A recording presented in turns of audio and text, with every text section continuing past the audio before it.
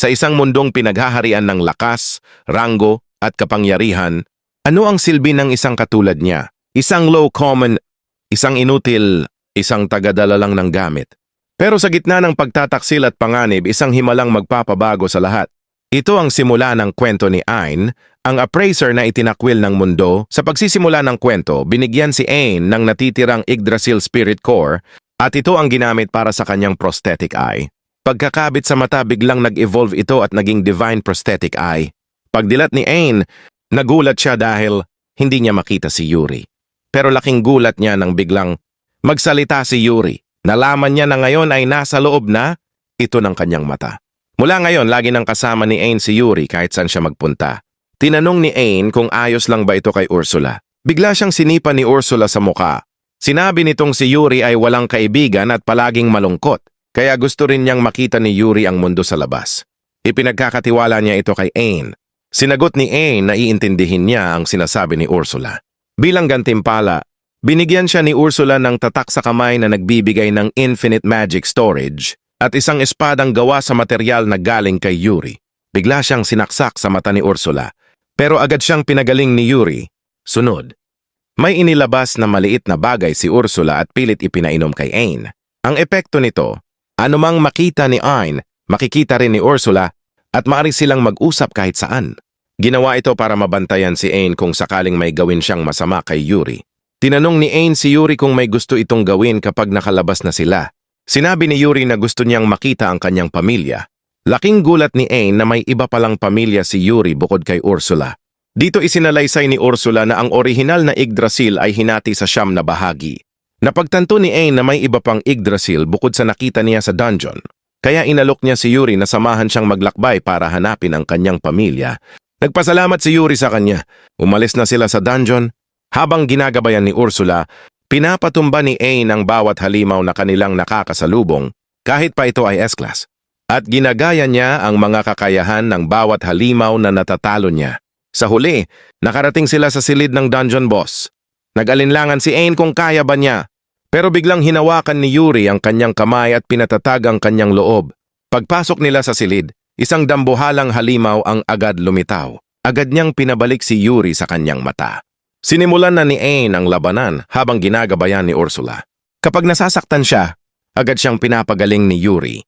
Gumamit si Ayn ng poison skill pero nakatayo pa rin ang halimaw. Kaya ginamitan niya ito ng Nova Strike na siyang tumapos sa laban. Gumamit din siya ng appraiser para makopya ang skills ng boss. Nakuha nila ang dungeon core at ito'y inilagay din sa mata ni Ayn. Lalong na-enhance ang divine prosthetic eye. Pagkalabas nila ng dungeon, nailipat ang eksena sa isang lugar na maraming tao. Ipinakita si Zoid na nagsisinungaling kung paano siya nakalabas ng dungeon. Biglang lumitaw si Ayn. Lahat ay nagulat. Tanong ni Zoid, paano siya nabuhay? Sagot ni Ayn, tinalo ko ang lahat ng halimaw para makalabas. Nagalit ang mga tao kay Zoid nang malaman ang totoo. Ginamitan nila si Ayn ng paralyze spell para maging bitag sa Hellhound habang sila'y tumakas. Galit ang lahat. Pero pinigilan sila ni Ayn. Ang mahalaga raw ay buhay siya at ligtas. Nagpasalamat pa siya kay Zoid dahil kung hindi siya iniwan, hindi niya makikilala si Ursula at Yuri. Naglakad palayo si Ayn. Napansin ng mga tao na may malaking ipinagbago si Ayn. Ibang-iba na siya ngayon. Muling naglakbay si Ayn kasama sina Yuri at Ursula. Lahat ng halimaw sa kanilang daraanan ay kanyang pinatumba at kinopya ang skills. Level up na rin ang kanyang divine prosthetic eye. Habang naglalakad sa gubat, humingi ng tawad si Ayn kay Yuri dahil hanggang ngayon ay hindi pa rin nila natatagpuan ang kanyang pamilya. Biglang may narinig silang ingay. May 2 tao ang inaatake ng halimaw kaya tinulungan nila ito. Isang babae ang biglang yumakap kay Ayn at tinawag siyang hero.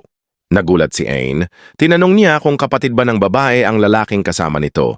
Pero sagot ng lalaki, hindi siya kapatid kundi isang merchant guild leader na si Jasper. Ipinakilala niya ang babae, si Claudia, ang ikatlong prinsesa ng kaharian. Lumipat ang eksena sa isang mansion. Nagpasalamat si Claudia kay Ayn at kay Yuri. Nang yayakapin ni Claudia si Ayn, agad siyang pinigilan ni Yuri. Sabi ni Yuri, asawa ko si Ayn! Nagulat si Ayn, pero sagot ni Claudia, ayos lang, ako ang pangalawa. Biglang lumapit si Jasper at inalok si Ayn na magpakasal, kaya nabigla si Ayn. Lalo pat lalaki si Jasper. Nagpaliwanag si Jasper habang naglalakad sila. Isa raw siyang guild leader ng Silver Phoenix Trading Company. Napansin din niya ang mata ni Ain, isang Yggdrasil Spirit Core.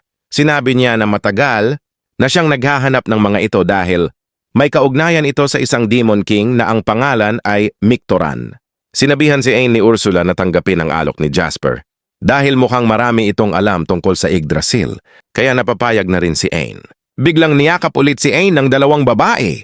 Tinanong ni Ain si Jasper kung may alam pa itong iba pang Spirit Core. Sagot ni Jasper, meron pa raw pero napakadelikado ng lugar nito. Sabi ni Ain, sabihin mo sa akin, kukunin ko ito. Kaya sinabi ni Jasper na ihahanda na niya ang lahat.